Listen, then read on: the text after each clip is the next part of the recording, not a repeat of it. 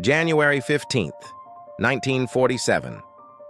A mother walking with her 3-year-old daughter through a vacant lot in Los Angeles makes a discovery that will haunt America for decades.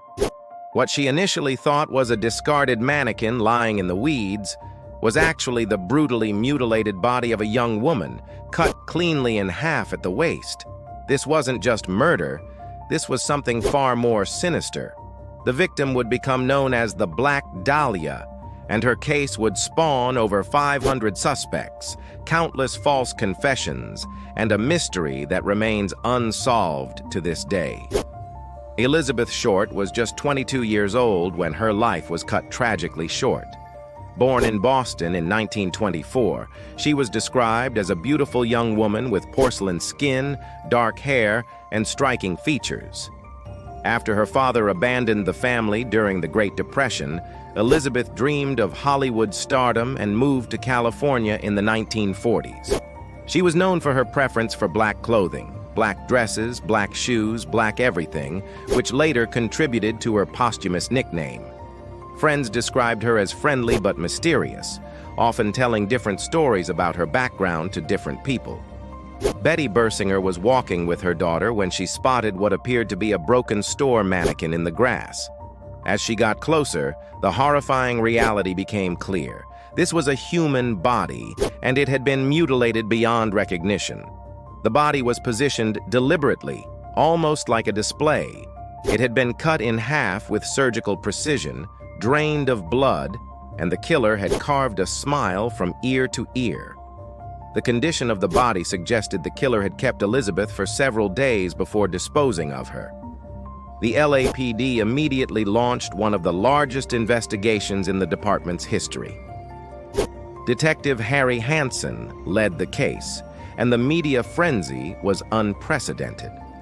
Newspapers across the country picked up the story, and the Black Dahlia nickname, coined by reporters, became synonymous with Hollywood's dark underbelly.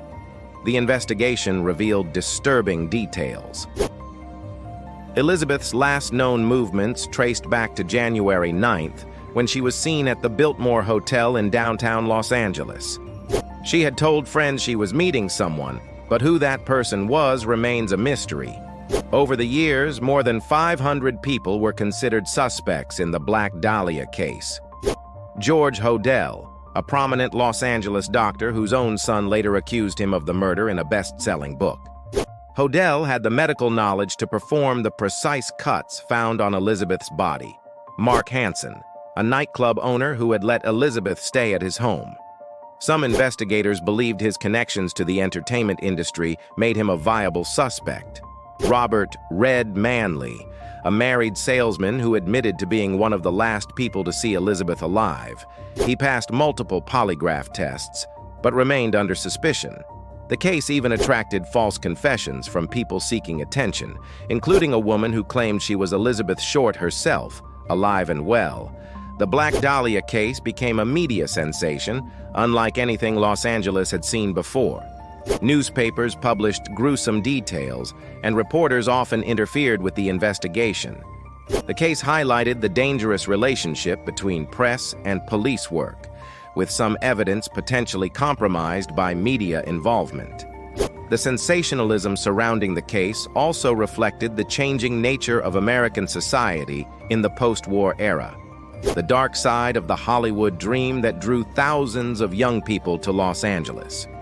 Over the decades, numerous theories have emerged about who killed Elizabeth Short and why.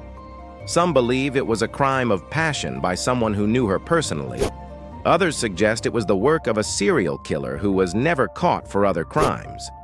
The medical precision of the cuts led many to believe the killer had surgical or anatomical knowledge.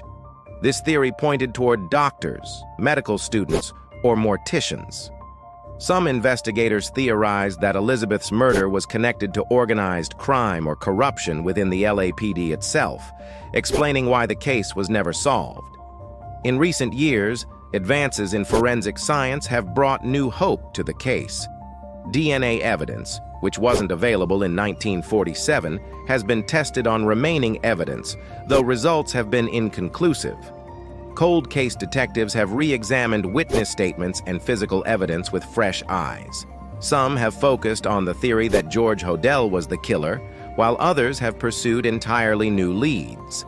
The Black Dahlia case has become more than just an unsolved murder. It's become a cultural phenomenon. The case has inspired countless books, movies, and documentaries.